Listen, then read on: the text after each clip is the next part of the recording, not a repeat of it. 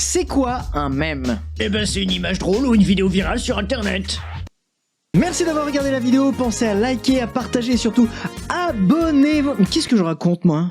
Où est-ce que t'as entendu ça toi? Ben j'ai regardé des vidéos sur YouTube et... Ah oui, oublie ça, tu sais, la plupart du temps ils savent pas de quoi ils parlent et puis ils font leurs vidéos avec ChatGPT maintenant. Ah oui, parce que c'est pas ton cas peut-être. Ah bah non, moi je fais tout de A à Z et je source On scrupuleux. s'en fout. C'est quoi un mème alors? Une image drôle? Une vidéo virale sur internet? Eh ben non. En fait c'est pas vraiment ça. Salut tout le monde, je suis Janonymous et sur cette chaîne je parle de mèmes et de culture web. Et ça tombe très bien puisque dans cette vidéo, je vais tâcher de vous expliquer le mieux possible ce qu'est un mème. Mais pour bien comprendre le sujet, on va devoir dans un premier temps sortir d'internet pour aller toucher de l'herbe quelques décennies en arrière. Genre 50 ans. Prends la DeLorean, Marty. Le gène égoïste. Tout commence en 1976 avec ce bouquin, Le gène égoïste. Et quand on le lit, on commence à comprendre pourquoi il y a autant de scientifiques qui portent des lunettes. Non mais sans déconner, regardez-moi ça. 460 pages écrits en Garamond taille 2. Alors ça, je vous garantis que quand vous allez le lire, vous allez pisser le sang par les yeux. Ouais mais les images elles sont en couleur ou en noir et blanc? Ah mais y a pas d'image en fait. Quoi? Wouah! Et ce livre, Le gène égoïste, il a été écrit par Richard Dawkins, un biologiste théoricien de l'évolution, devenu célèbre pour son travail de vulgarisation scientifique, et ce bouquin, justement, qui chamboule le point de vue de la science sur le principe de sélection naturelle, initié par Charles Darwin dans sa théorie de l'évolution. Pour rappel, le mécanisme de sélection naturelle est défini par 3 principes selon Darwin. Le principe de variation, à l'intérieur d'une population, les individus qui la composent ont tous des caractéristiques phénotypiques différentes. Y a des popoles jaunes, des popoles verts, des bleus, des petits, des grands, des gros, des moches. Le principe d'adaptation. Certaines variations permettront à certains individus de mieux vivre que leurs semblables dans un même environnement et donc de se reproduire plus efficacement au sein de leur population. À l'époque, la hype chez les gosses c'était Olive et Tom, alors je me suis transformé en ballon de foot. Et le principe d'hérédité. Les caractéristiques d'un individu sont transmises à sa descendance et par extension au groupe auquel ils appartiennent. C'est vrai que mon fils du futur, il était du type sportif lui aussi. La survie de l'espèce est primordiale dans l'évolution et c'est grâce aux populations d'individus qui se reproduisent en subissant la sélection naturelle. Et c'est pour ça que vous pensez qu'à la bouffe et au cul. Ah ouais, j'avoue, une bonne petite quiche aux fesses là. Je commence à le prendre et à lui sucer le derrière. Ah là, c'est bon. Dans Le gène égoïste, Dawkins a une idée de génie. Ne plus observer la sélection naturelle à l'échelle de l'espèce ou de l'individu, mais remonter à la base de ce qui constitue un organisme vivant, le gène. Donc il arrive avec ces 2 grosses théories qui vont retourner le game. La première, c'est que le gène est un réplicateur, et la deuxième, c'est qu'il y en a d'autres. Dawkins et les réplicateurs. Mais alors du coup, c'est quoi un réplicateur? Bah c'est les saloperies là dans Stargate SG1.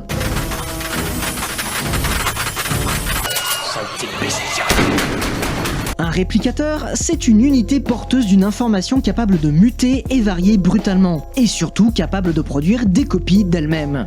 Et il y a 3 facteurs primordiaux qui le caractérisent: longévité, fidélité et fécondité. Le truc, c'est une trapdoise dans les années 50 quoi. En gros, le réplicateur doit être copié avec précision, de nombreuses fois, et ces copies doivent subsister dans le temps et les générations. Avec sa théorie, Dawkins provoque un énorme changement de paradigme. En gros, pour résumer, les organismes vivants, comme nous par exemple les humains ou les popoles, ne sont que des véhicules pour les gènes qui transportent, afin de permettre leur survie. Donc c'est pas les individus qui se répliquent, mais les gènes qui les composent, parce qu'en réalité ce sont eux qui sont soumis à la sélection naturelle. Les gènes sont alors dits égoïstes par Dawkins, mais pas dans le sens où ils auraient une conscience propre. C'est plutôt dans le sens où leur existence est strictement et uniquement vouée à leur survie. Et pour y parvenir, ils peuvent créer des alliances ou des symbioses entre eux ou avec les organismes quand l'environnement l'exige. Un peu comme un commando de Super Sentai. Genre il y a Force Rouge, il est tout seul et il galère à se battre contre les méchants, mais ça devient beaucoup plus simple quand il s'allie avec Force Bleue, Jaune, Rose, Noire, etc. Et ensemble ils vont pouvoir être encore plus efficaces à l'intérieur de leur robot géant, notamment pour faire face à des menaces d'une autre échelle.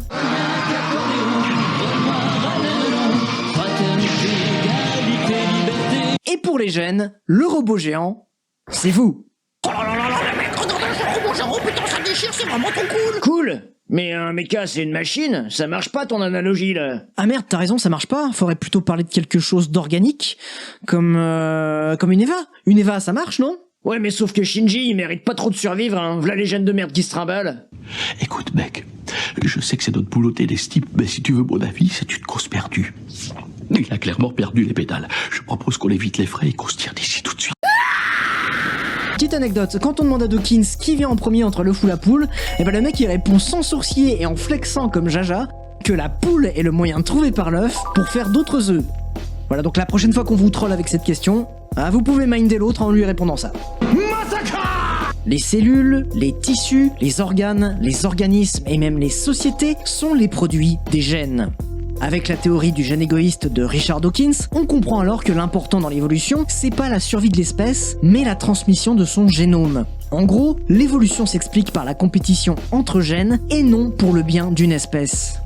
Pour l'anecdote, la première fois que j'ai entendu parler de cette théorie, j'avais 14 ans, c'était en 1998. Oui, je sais, je suis vieux, je sais. C'était quand je découvrais ce banger absolu qui est Metal Gear Solid sur PlayStation.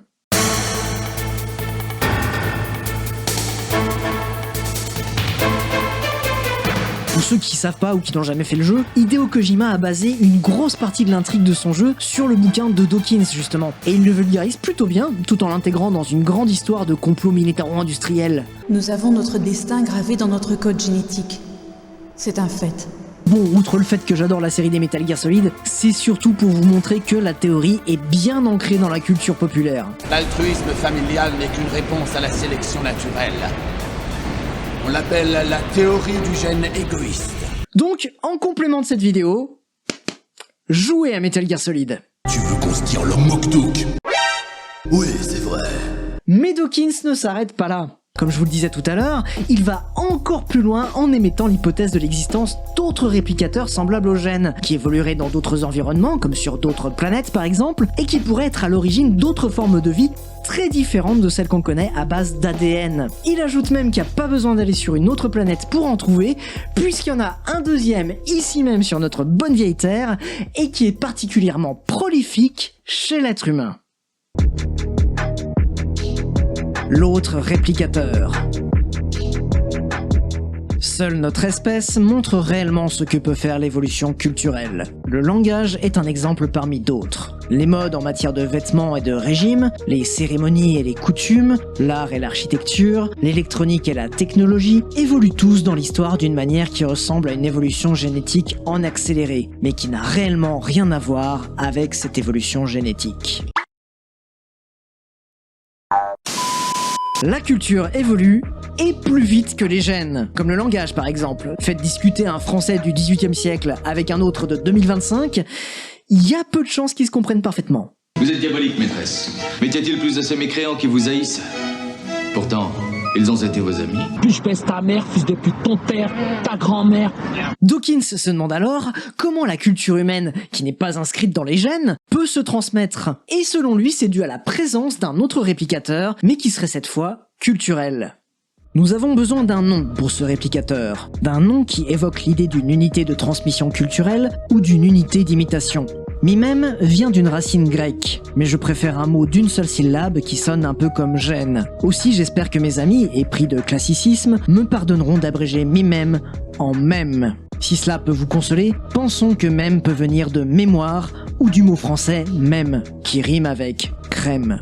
On met de la crème sur sa peau ou on se fera encore arroser. Et on s'arrêtera là pour les citations. Et je saisis l'occasion pour répondre une bonne fois pour toutes aux commentaires qui viennent me dire que je prononce mal le mot. En français, ça se prononce même. Vous pouvez dire mime, tout ce que vous voulez, comme vous voulez, y a pas de souci vraiment. Sachez juste que quand vous dites mime, c'est comme si vous disiez déjà vu avec l'accent américain. Déjà vu. Voilà, ça sert à rien si ce n'est à faire crari je suis un OG alors qu'en fait non. Merci les influenceurs qui balancent des termes au pif pour se la péter parce que c'est à la mode alors qu'ils y connaissent rien. Bref, ça a du sens de dire mime dans le cadre d'une phrase ou d'une expression en anglais, mais pas en français. Voilà, bisous. Dans son chapitre dédié, Dawkins définit le mème comme une unité d'information contenue dans un cerveau qui se transmet aux autres cerveaux au sein d'une société. Tout simplement. Et le père Richard, il s'étend pas plus sur le sujet, juste le temps de 16 petites pages sur son bouquin qui en compte 460, et voilà, c'est tout. Le mec balance sa bombe, drop le mic et se casse. Something like a mutation in the mind. Monsieur Dawkins? C'est fini? Il a fini là? Et son bouquin, c'est un tel succès que l'idée de même commence à germer dans les esprits. Et d'autres scientifiques, séduits par le concept, s'en emparent et tentent de creuser un peu plus loin. C'est la naissance d'une nouvelle discipline, la mémétique. Quand mémétique, pépétrique.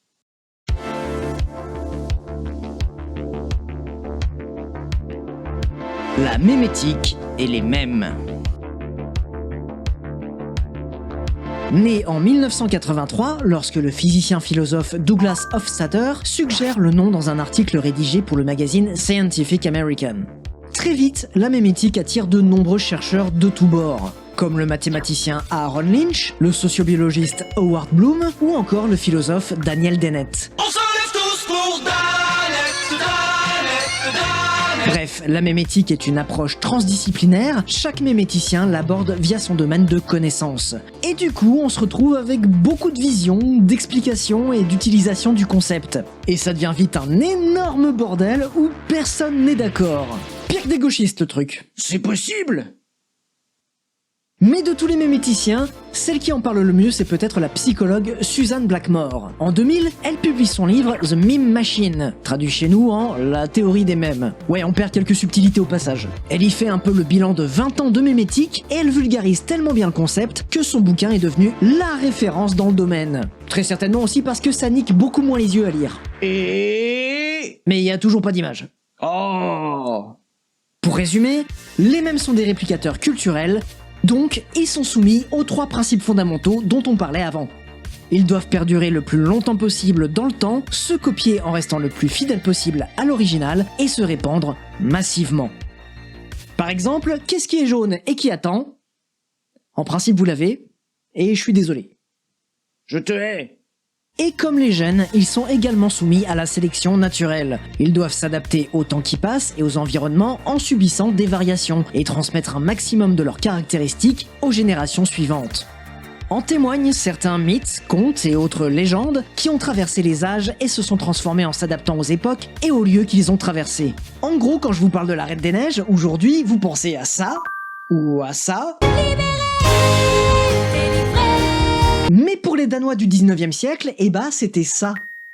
Mais lorsque la compétition pour la survie est trop difficile, certains mèmes peuvent s'allier à d'autres pour maximiser leurs chances de transmission. Ce regroupement est alors appelé un memplex. Par exemple, si je vous mets ça, ça doit trigger plein de choses dans votre tête. Les paroles de la chanson, une danse endiablée, des zombies et cette veste rouge trop stylée là. Et bien tout ça, ce sont des mèmes qui constituent un memplex, la chanson Thriller de Michael Jackson. Ah bon, c'est pas The Weeknd? Aussi, oui, ça fait partie de l'évolution du mème.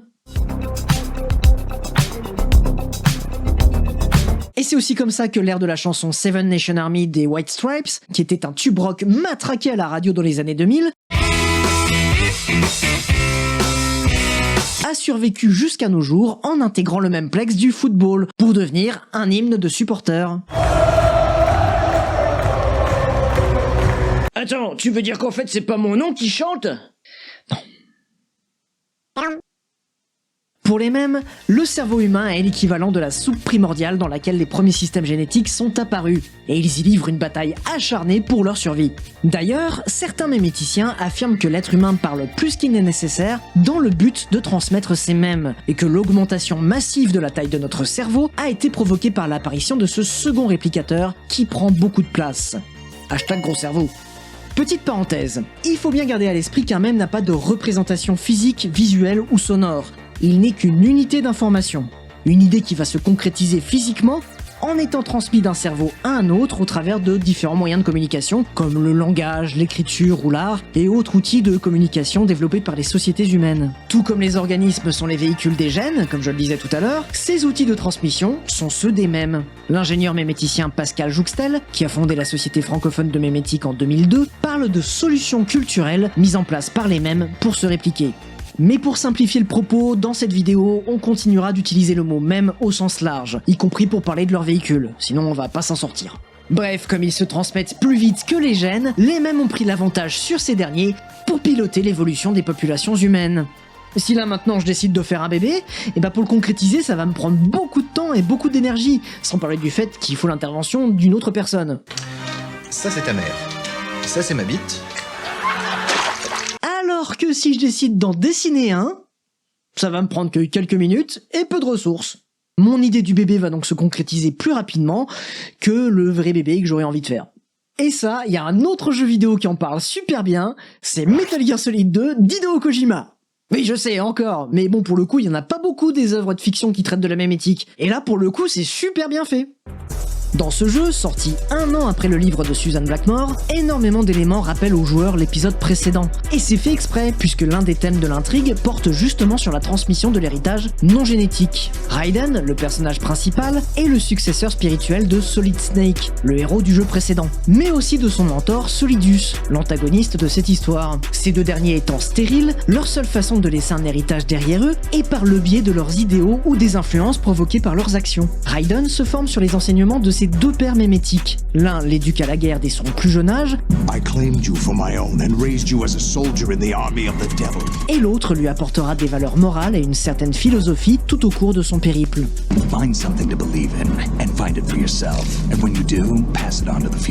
On peut considérer Raiden comme un clone mémétique de Snake. Il subit le même type d'entraînement et toute sa mission dans le jeu est une reproduction de celle de Snake dans le premier opus. Puis il s'en émancipe en acceptant son héritage culturel et ses propres mèmes. Il forge sa propre personnalité au fur et à mesure que son aventure se dissocie de celle que l'on connaît déjà. Avec Metal Gear Solid 2, Hideo Kojima nous montre que dans les sociétés humaines modernes, transmettre son héritage culturel et idéologique est devenu plus important que transmettre son héritage génétique. Un propos qui est développé par beaucoup de méméticiens. Attends, donc si je comprends bien, les mêmes ils nous mettent leur bite dans les yeux et les oreilles pour nous jeter dans la tête, c'est ça? T'as vraiment le truc pour trouver les métaphores, toi, hein? Eh ouais, c'est mon talent d'Achille. Toujours selon les méméticiens, cette compétition entre eux-mêmes aurait grandement contribué à l'évolution des technologies de communication humaines. Parler un langage, peindre sur les murs, graver dans la pierre, écrire sur du papier, sont tant d'outils propices à la transmission des mèmes qui vont pousser en retour leur développement et leurs améliorations. De la naissance de l'imprimerie à la révolution industrielle, le développement des machines et l'utilisation de l'électricité dans les sociétés modernes vont permettre d'augmenter drastiquement la fidélité de copie. Grâce à la radio et surtout au téléviseur, les modes culturels se transmettent bien plus largement lors de la seconde moitié du XXe siècle. Et on a même carrément créé des outils pour copier le plus fidèlement possible la moindre information, jusqu'à la création de l'outil ultime, le plug anal. Non. L'ordinateur. La révolution Internet. À travers les signaux électriques, l'unité d'information devient alors donnée numérique, ce qui lui permet de créer rapidement des copies parfaites d'elle-même. Et lorsque des ordinateurs sont connectés en réseau, ils deviennent l'outil de communication ultime. Les données peuvent alors être diffusées massivement à très grande vitesse, tout en facilitant considérablement leur traçabilité. Et ça s'appelle Internet. Enfin, pas au début. À l'origine, il y a l'ARPANET, un réseau informatique créé par des chercheurs de la DARPA dans les années 60 et qui servait surtout à la défense militaire états-unienne. Mais dans les années 80, une partie de ce réseau grandissant est laissée aux universités et aux civils et devient ce qu'on appellera plus tard Internet. Mais bon, à part envoyer des mails et parler de licorne invisible sur Usenet, il n'y avait pas grand chose à faire avec cet Internet-là. Jusqu'à ce que Tim Berners-Lee et Robert Cailliau créent le World Wide Web, l'application phare d'Internet qui va radicalement changer le monde, aidée par une accessibilité grandissante entre la fin des années 90 et le début des années 2000. Internet, it's a world of communication. It's a world of fraternité. It's a world of liberté. Internet, it's a nouveau world, a world of amour. Et pour les gens de ma génération qui étaient ados au début des années 2000, on se sentait un peu comme des pionniers à la découverte d'un vaste territoire vierge où une contre-culture pouvait émerger au rythme de 56 kilobits par seconde. Ouais, enfin, sauf quand la ligne téléphonique était occupée. Oh, Mélanie, t'es sur Internet là? Libère la la ligne, s'il te plaît, j'attends le coup de fil des impôts. Mélanie? Oh, tu m'entends? Mélanie, bordel! Ça donne un peu le vertige de se dire que l'humanité a vécu un tel changement de paradigme en si peu de temps. Je veux dire, dans un passé pas si lointain, écrire un message et le lire, c'était réservé à une toute petite élite de scribes, et ça pouvait prendre des jours, voire des semaines pour arriver jusqu'au destinataire. Alors qu'aujourd'hui, grâce au numérique, tout le monde écrit, envoie et reçoit des milliers de messages en un éclair tous les jours. Et on se dit que quelque part, le système informatique, c'est un peu comme un deuxième cerveau humain. C'est autant de disques durs, de barrettes de RAM, de disquettes, de CD-ROM ou de cartes mémoire qui font aujourd'hui partie des objets du quotidien et qui sont remplis de nos données personnelles. Que ce soit nos messages, nos photos, nos documents administratifs, nos souvenirs, toute notre identité est sauvegardée dans un petit boîtier parcouru de signaux électriques. C'est la boîte à mème. Et tu crois pas si bien dire? L'avènement de ces technologies numériques a un impact considérable sur les sociétés humaines et surtout sur les réplicateurs culturels. Leur terrain de compétition devient presque infini et leur nombre augmente significativement. Du coup, avec l'apparition du web et tout au long de l'évolution du réseau, on voit apparaître de nouveaux espaces d'échange, de nouveaux langages, de nouveaux formats de publication, bref, tout un tas de nouveaux codes propres à cet environnement numérique et qui constituent la culture web. Et c'est dans ce contexte qu'émergent les fads.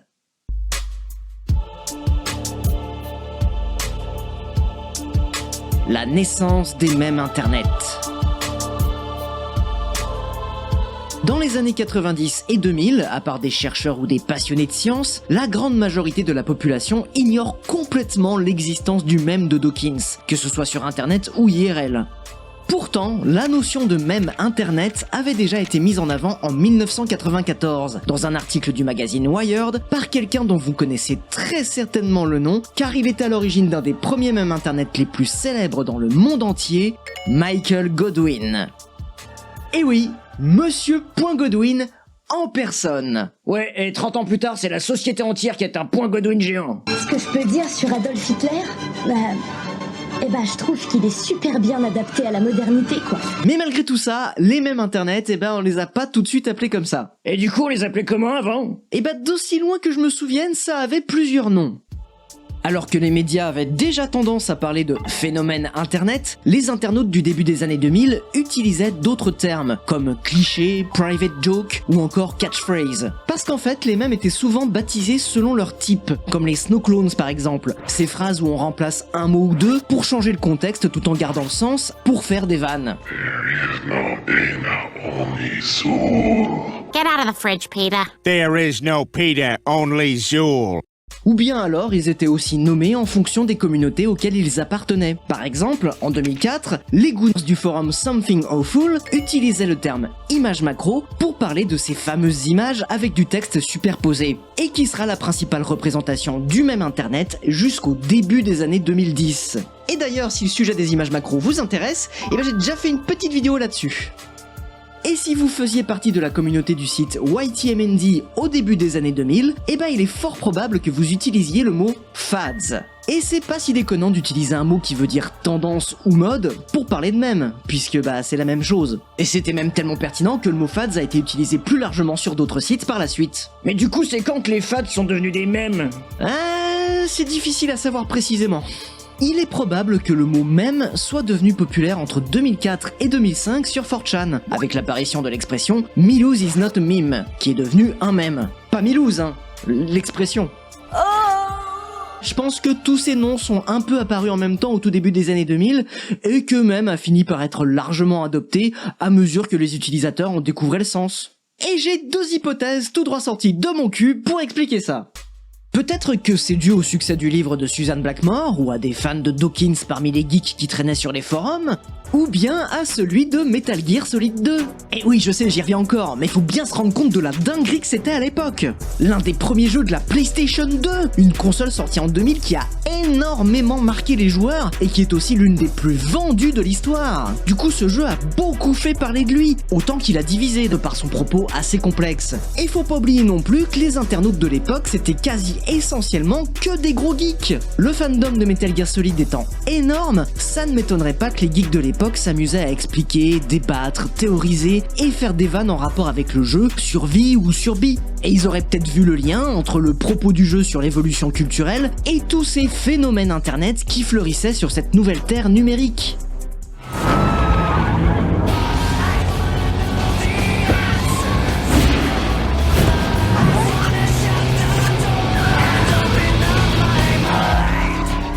Je pense ça parce que, en ce qui me concerne, c'est ce jeu qui m'a introduit à la mémétique. Et je pense que ça a été le cas pour beaucoup d'autres gamers de l'époque. Il y a vraiment un propos visionnaire sur l'IA, les médias, la guerre de l'information et la transmission culturelle, à une époque où les réseaux sociaux, les smartphones et ChatGPT n'existent pas. Après avoir découvert la théorie du gène égoïste avec Metal Gear Solid 1, je découvrais la mémétique avec Metal Gear Solid 2, et je faisais le lien entre la théorie de Dawkins et la culture sur internet. Et ça m'étonnerait franchement que j'ai été le seul. Bref, si vous connaissez pas, jouez à MGS2, ça va vous surprendre, et d'autant plus à l'heure actuelle. Sometimes it's hard to tell the difference between reality and a game. Et cette vidéo n'est pas sponsorisée par Kojima Productions. Ah, c'est un peu dommage parce qu'il a de la thune, lui. Bref, l'usage du mot s'est rapidement répandu, au point que de nos jours, tout le monde sait ce que c'est un mème. Enfin, plus ou moins. Les mèmes et l'humour. Parce que quand on cherche une définition, la plupart du temps on nous parle de contenu viral et humoristique sur internet. Alors oui, l'humour est un facteur très important pour qu'un mème soit marquant et partagé massivement. Toutes les formes et les degrés d'humour se retrouvent dans la plupart des mèmes qu'on voit popper sur nos réseaux sociaux, du plus pipou au plus edgy, et le décalage entre les images et le contexte ou encore l'aspect parodique ont tendance, c'est vrai, à provoquer une certaine compétition de détournement à celui qui fera la meilleure vanne. Mais les remixes musicaux, les danses, les emotes, les rideaux, les démonstrations d'opinion, les jargons communautaires sont autant de mèmes populaires qui ne sont pas basés sur l'humour. Et le meilleur exemple, c'est les creepypastas. C'est tout un univers de créatures et d'histoires terrifiantes qui se répandent autant à l'écrit qu'en images, voire même en vidéo, et qui sont des mèmes internet.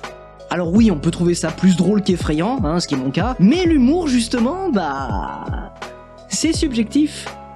Par exemple, cette image, elle me fait pas rire, et pourtant je peux pas nier que c'est un mème. Et cette image, que je trouve très drôle, je sais pas encore ce que je vais mettre au montage, mais je suis sûr que ça va être très drôle, elle a pas subi de transformation, elle s'est pas répliquée, et donc c'est pas un mème. Mais pourtant elle est très drôle, cette image. Que je sais pas encore ce que je vais mettre. Donc on voit en quoi réduire le mème à une image drôle, ça peut porter à confusion et ça explique très mal le concept. Et à force de vouloir associer les mèmes internet à l'humour, on met de côté une grosse partie d'entre eux qui vont alors être appelés tendance ou je sais pas quoi. Par exemple, là on est sur une vidéo YouTube ou Dailymotion, et souvenez-vous, à une époque encore pas si lointaine, on avait des miniatures avec les fameux cercles rouges et les flèches rouges, il y a eu la période emoji aussi, et aujourd'hui on a ce style de miniature lancé par MrBeast, ou encore plus récemment des trucs moches faits par IA là, et tout ça, c'est des mèmes internet. Et c'est pareil pour les formats de vidéos. Des compilations de lolcats au gars dans son salon qui fait des vannes avec un fisheye dégueulasse, des vidéos de vulgarisation scientifique bien soignées devant une bibliothèque, aux vidéos true crime ou horreur dans une ambiance tamisée, en passant par cette mode très actuelle de tenir le micro à la main sur fond vert, même si là j'ai pas le micro-cravate à la con là, mais bon, c'est pareil quoi. Sans parler de toutes ces vidéos essais de 2 heures avec un storytelling écrit par ChatGPT. Et c'est là que tu te rends compte qu'en fait, les mèmes, c'est pas que des vannes ou que des chats en fait. Non, c'est vraiment, il y en a vraiment partout autour de nous qui influencent nos vies au quotidien. Et ça, quand tu te rends compte, c'est vraiment un truc de dingue, ça rend ouf quoi. Et c'est aussi marrant de constater que le terme mème continue lui aussi d'évoluer au fil des générations. Par exemple, de nos jours, on va plutôt parler de tendance ou de trend, de ref ou encore de brain rot, comme s'il fallait les dissocier absolument du mot mème, qui serait devenu, je sais pas, trop connoté ou peut-être ringard. Alors que tout ça, c'est des synonymes. Attends, t'es en train de dire que les mèmes c'est un truc de chou-fin ? Par contre, il y a clairement une distinction à faire entre mème et mème internet. C'est compliqué, mais c'est compliqué. Vous croyez pas qu'on a autre chose à foutre ? Ça fait 1 heure qu'on est là-dessus. Déjà, le premier point qui est évident et qu'on a déjà évoqué plus tôt, les mèmes internet sont propres à un environnement, celui d'internet. Et oui, Et de par leur nature numérique, ils ont un avantage considérable. Ils sont plus facilement traçables et quantifiables que les mèmes par internet. Et ils sont aussi pas mal liés à d'autres memeplex de la pop culture IRL présents aussi dans la culture web, comme les jeux vidéo, les animés, les mangas, les films, les séries, les émissions de télé, etc. Et contrairement à leurs cousins du dehors, leur stratégie de réplication laisse plus de place à la variation, probablement pour éviter de sombrer trop rapidement dans l'oubli. Parce qu'un mème qui reste au stade de simple copier-coller ou riposte peut rapidement perdre l'attention des utilisateurs et devenir désuet. Et la team, vous avez l'écran de thé ? Mais plus il est propice aux remixes et aux variations, plus il appelle à la participation des internautes et plus il a de chances d'évoluer avec les modes et de perdurer au-delà de sa communauté niche. Ainsi, de cette manière, un vieux mème peut être réactivé n'importe quand et retrouver une seconde jeunesse. Beaucoup de gens pensent qu'un mème meurt lorsqu'il ne fait plus rire personne. Or, comme on l'a vu, le propre d'un mème n'est pas spécifiquement de faire rire, juste de rester visible pour marquer les esprits et se répliquer. Même enfoui dans les limbes des archives d'internet, un vieux mème d'il y a 10 ans peut ressurgir et devenir une trend sur TikTok. Et même en cas de non-réactivation, ça n'enlève rien à l'héritage qu'il a laissé au sein de la culture web. Du coup, les mèmes ne meurent pas vraiment. Par contre, ils peuvent tellement saouler les utilisateurs que ça provoque une réaction de rejet très violente. Lorsque la popularité d'un mème est si grande qu'il en vient à être diffusé dans des médias mainstream ou lorsqu'il s'étend à d'autres communautés rivales de celles où il a vu le jour, il peut vite être désavoué par ses géniteurs, qui vont alors lui attribuer l'étiquette de cancer. Le mème est alors considéré comme une tumeur qui se répand et pourrit tout ce qu'elle touche jusqu'à la phase terminale. Keyboard Cat le fait à la perfection. Wonderful Pistache. Mais même dans ce cas, il n'est pas factuellement mort en fait. Il est juste devenu honteux. Et c'est justement pour éviter ce genre de choses qu'il est très important d'apprendre à faire correctement des mèmes de qualité. Popol Atelier Création. Et pas que ça fait un mème. Alors, comment faire un bon mème qui marche bien? Mais t'as écouté ce que j'ai dit ou pas? Un mème, ça émerge en dehors de tout contrôle, tu peux pas le créer. Tu peux que participer à sa réplication. Et c'est la sélection naturelle de l'internet qui fait le reste. Ok, donc t'as vraiment décidé de me saboter, je peux même plus avoir ma chronique à moi, c'est ça? Non mais y a pas de souci, elle est très bien ta chronique. Et justement, elle prouve ce que je dis. Tu te souviens du mème que t'as tenté de forcer la dernière fois? Mon pandémique pangolin était parfait en tout point. Et pourtant, malgré toute sa perfection, il s'est jamais répliqué. Un mème le devient naturellement, avec la participation des utilisateurs qui l'apprécient et le transforment en le transmettant. C'est une œuvre collaborative en quelque sorte. Are memes art? Definitely. Mais lorsqu'un utilisateur essaie de créer son mème et de pousser artificiellement sa réplication, en général ça se voit et ça marche pas. Ça s'accompagne souvent d'une réaction de rejet massif de la part des autres utilisateurs et on appelle ça un mème forcé. Oh yeah! Oui bah ce serait pas vu comme du forcing si tes vidéos faisaient plus de vues aussi, c'est ta faute. C'est vrai que c'est un paramètre important à prendre en compte. Si t'es un nobody sur les réseaux, le taux de survie de tes mèmes sera très faible. Alors que n'importe quel connard qui fait des millions de vues, quand il fait une vanne de merde, elle aura bien plus de chances d'être reprise et détournée que mes vannes sur cette chaîne. Alors abonnez-vous, likez, mettez la cloche, tout ça, et vous aurez peut-être l'honneur de participer à me répandre dans les esprits. Sinon, être une grande marque influente, ça marche aussi pas mal dans les stratégies de com. La mémétique a été prise très au sérieux chez les marketeurs et les personnalités politiques, et ils s'en servent énormément sur les réseaux depuis quelques années. Bienvenido a esta nueva vida. Señor Duo Column. Tiens, d'ailleurs, c'est l'occasion de faire une autre petite précision. Ce n'est pas le poste d'origine ou la personne qu'on voit sur le mème qui fait le mème, mais les communautés d'internautes en le détournant.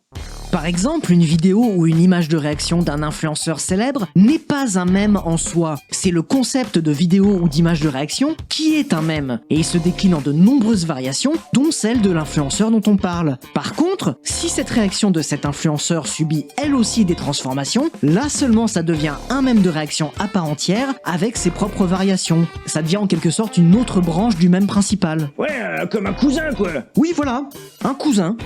Sinon, il y a tout de même une astuce pour augmenter les chances de fécondité d'un mème. Une idée qui brasse large et touche le plus de monde possible jouera toujours en faveur du taux de réplication. Du coup, les langues les plus utilisées pour communiquer IRL sont par conséquent les plus propices à la réplication des mèmes. Et c'est souvent l'anglais. English, motherfucker, do you speak it? Qui est aussi la langue de naissance d'Internet. Donc ça fait sens. Donc en fait, tout ça c'est juste une question d'attraction et de séduction. Comme l'amour? Voilà. Les mèmes, c'est l'amour. Et il nous nique la tête. En résumé, ce qu'il faut retenir de tout ça, c'est que les mèmes sont des réplicateurs culturels qui utilisent notre cerveau pour développer des outils permettant leur survie. Et ça peut être un langage, une idéologie, une croyance, un art, un stéréotype social, une recette de cuisine, des notes de musique, une URL, un mot, une phrase, un personnage fictif ou réel, une image, un média, une vidéo, un son, un hashtag, etc. L'outil ultime étant les technologies numériques actuelles qui nous permettent d'hyper-communiquer à grands coups d'octets et de bits, les mèmes y ont trouvé un nouvel environnement beaucoup moins limité. Et ce qu'on appelle mème internet est en réalité une représentation numérique de véhicules mémétiques propres à l'environnement du web. Une sorte de variante du concept originel, une autre branche dans l'arbre de l'évolution mémétique, comme un cousin plus ou moins éloigné. Mais c'est pas forcément des vannes. J'ai la tête de quelqu'un qui plaisante.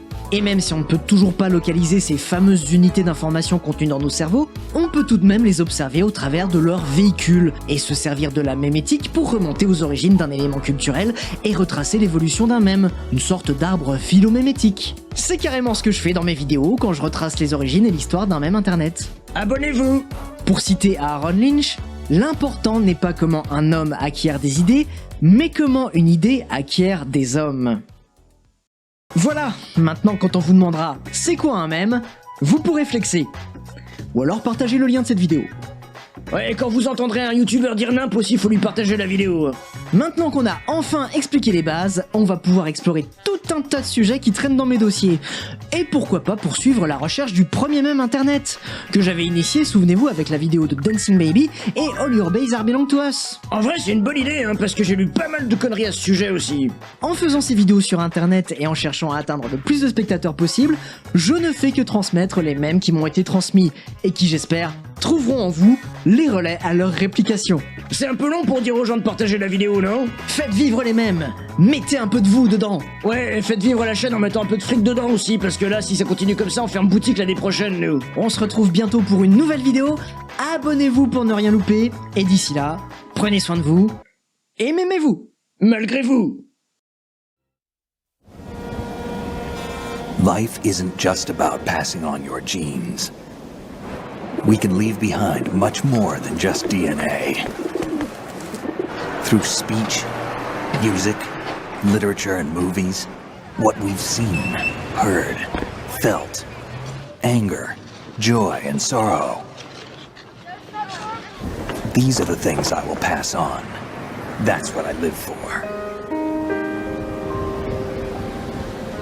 We need to pass the torch and let our children read our messy and sad history by its light. We have all the magic of the digital age to do that with. The human race will probably come to an end sometime, and new species may rule over this planet. Earth may not be forever, but we still have the responsibility to leave what traces of life we can. Building the future and keeping the past alive are one and the same thing.